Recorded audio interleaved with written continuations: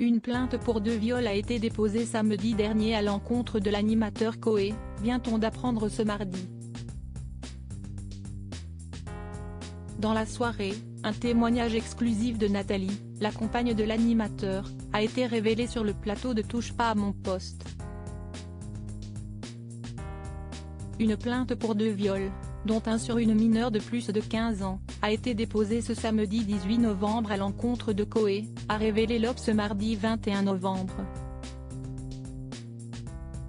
Dans la soirée, Gilles Verdet a fait des révélations inédites sur cette affaire, sur le plateau de Touche pas à mon poste.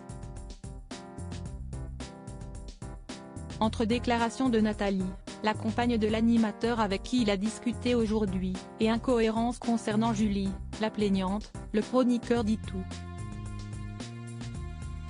Sa compagne Nathalie est tombée des nues, en apprenant cette plainte, note de la rédaction, elle a mené sa propre enquête. Elle avait besoin de savoir. Elle le soutient. Il a un dossier conséquent, il a de quoi se défendre. Ils ont tous décortiqué sur l'âge de la plaignante. On ne sait pas si elle a 23 ou 25 ans. Deuxième incohérence, elle a envoyé 2 messages à la compagne de Koé. Premier message, tu es très belle. Deuxième message, alors que Nathalie est avec Koé, dommage que je sois pas là. Elle affiche partout Koé sur ses réseaux sociaux.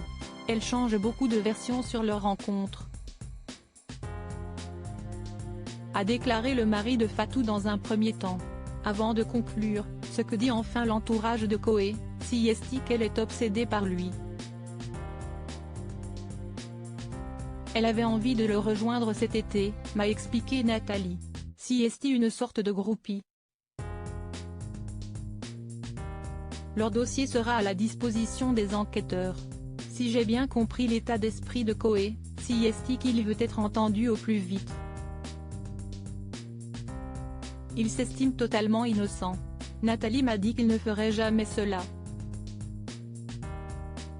Qu'il a des principes. Nathalie m'a aussi dit qu'avant leur histoire il avait une vie d'homme, mais il n'a jamais eu de relation avec des mineurs, ni aucune plainte de ce style. Rappelons que Koé a réagi à cette plainte ce mardi via un communiqué rédigé par ses avocats, et que l'OP a révélé plusieurs témoignages de la plaignante.